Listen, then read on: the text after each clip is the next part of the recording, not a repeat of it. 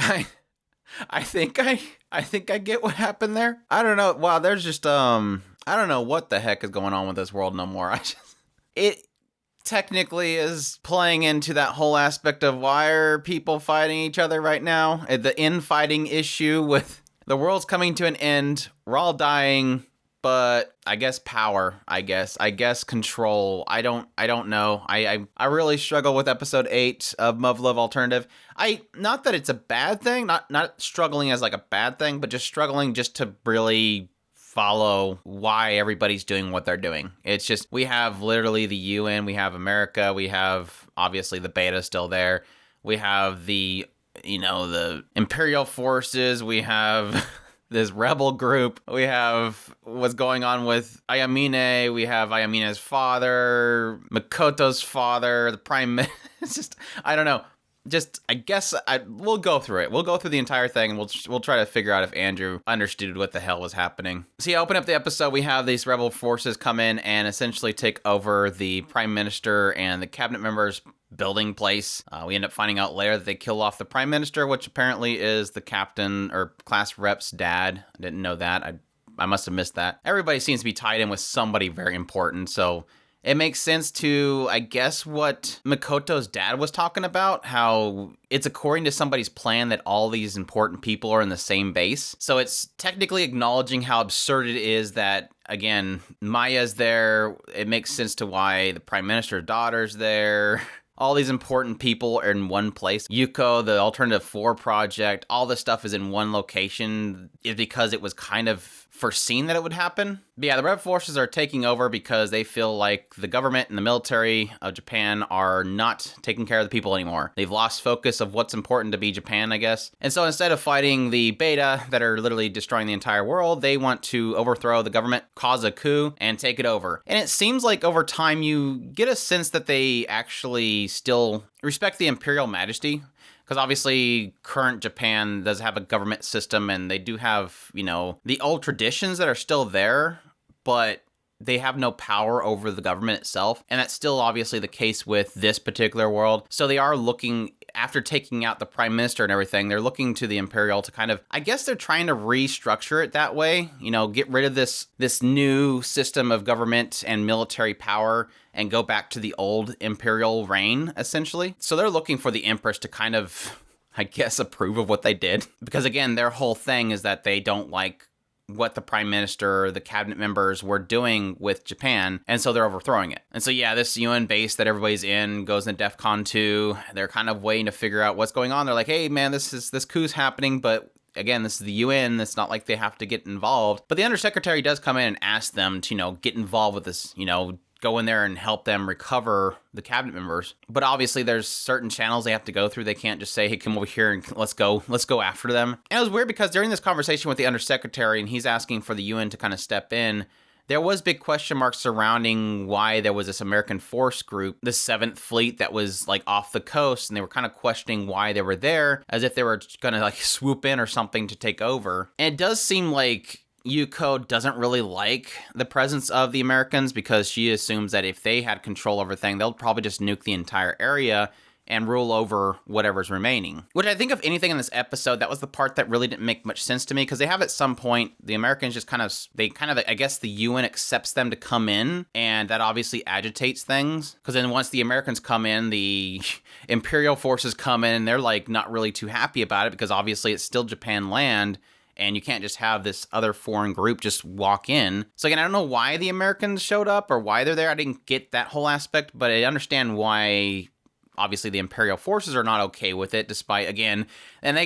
they technically acknowledge it.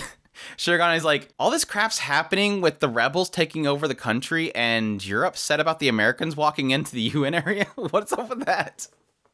Again, logic's everywhere right now. Logic is just everywhere right now. But yeah, this is about the time that we learned about the fact that the prime minister was dead, that this guy that's leading this group, Sagari, has assassinated him. Obviously, class rep's a little bit shaken up by it, but she seemed to kind of move on. She claimed that nobody's going to be worried about her anymore, so she's fine, but she's still shaking. This is where we get a little bit of a side with Ayamine to find out what's going on with those letters. It seems like those letters are from this Sagiri guy, and it says that it makes reference to Ayamene's father. So I'm assuming the letters are addressed to her. It kind of at first I thought that it was implying that the letters were going to her father, but they went to her instead. But essentially her father apparently was arrested because he deserted the battlefield. But it seems like a lot of people that were involved with the battles that he was in, the citizens there, praised him because his actions saved their lives. Because what he did was essentially put the people before anything else. But the weird thing was that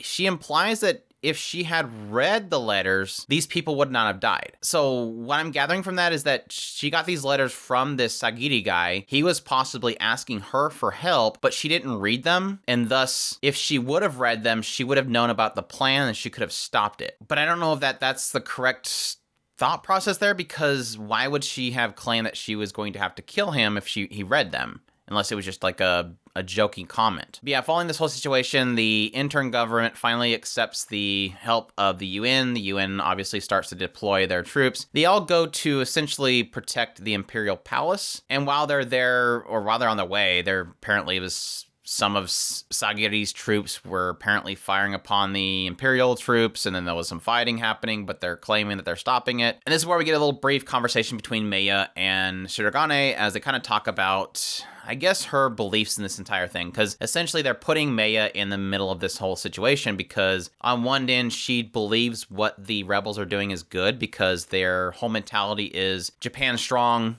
Japan's people above anything else, whereas what the rebels are fighting against is this thought process of military strong and military before people. The old ways of Japan, which believed in its people and the people believed in its country, versus now where it's all self-interest in the military itself being above everything else. So yeah, Maya does technically seem like she is on the side of the rebels, but she's still sticking to where she's currently at, which is working with the UN. Despite having, again, earlier with the Imperial forces coming in and worrying about her and her wanting them to go be with the Majesty, she's still sticking at that she is a part of the UN. That's her role that she has chosen. That's where she's staying. Even though at the very end it does have her say something to the effect of forgiving her for a weakness. I don't know if that was in relation to her outburst against him and the discussion they had in the previous episode, or if that's more of an indication of she's going to do something in a minute. Like she's going to get involved in a minute. So yeah, just a kind of a mess. But yeah, it's kind of frustrating because this is infighting kind of stuff. I usually get frustrated with this kind of stuff in storytelling where it's the aspect that everybody's at the end of the rope and yet they still fight over who gets which thread of the rope. But at the same time, power is power and injustice still causes people to uprise. I guess what I'm getting from the whole situation with Sagiri is this involvement with Ayamene's father, this stuff that was happening with the volcano, the removal of the people, the relocation of the people using tranquilizers.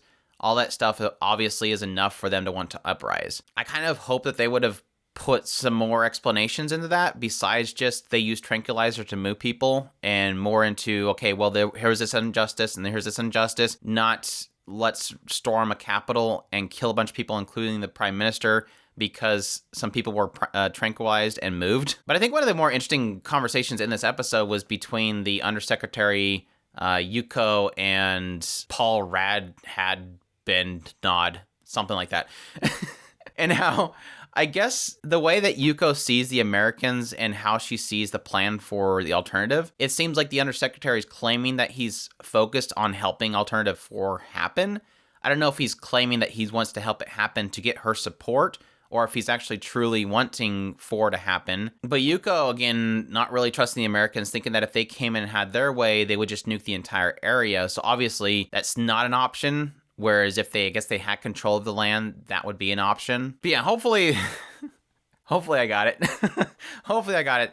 That was a mess of an episode, but admittedly, as much as I don't like the infighting aspect, I am curious what this is going to take the story going forward, because obviously the initial story here is Beta bad, kill Beta, and it's really turning more into the difficulties that one single nation that seems to be like the bulwark of everything else that's going on with the Beta is important. Obviously, again, one of the other conversations that comes up between the Undersecretary and Yuko and Paul is, if Japan falls, who's next? America. So obviously, America does see Japan as being a necessity. Again, to Yuko's perspective, they'll just drop a bomb on the entire thing and be done with it. They don't care what happens to the land of Japan as long as it holds back the beta. But at any rate, that's my jumbled thoughts of episode 8 of Muv-Luv Alternative. I hope you guys enjoyed this video. If you did, leave a like down below, comment, let me know how bad I got it. Let me know how wrong I am. I think this one of all episodes that I have done impressions on, I probably need the most help in understanding. And I don't know if it's because you guys could tell me if it was just poorly told or what, but I think I get what's going on. I just don't understand why. Yeah, subscribe if you haven't already. Share this video if you can. Support us on Patreon or the tips link in the description below. We definitely appreciate everybody that does. And y'all take care.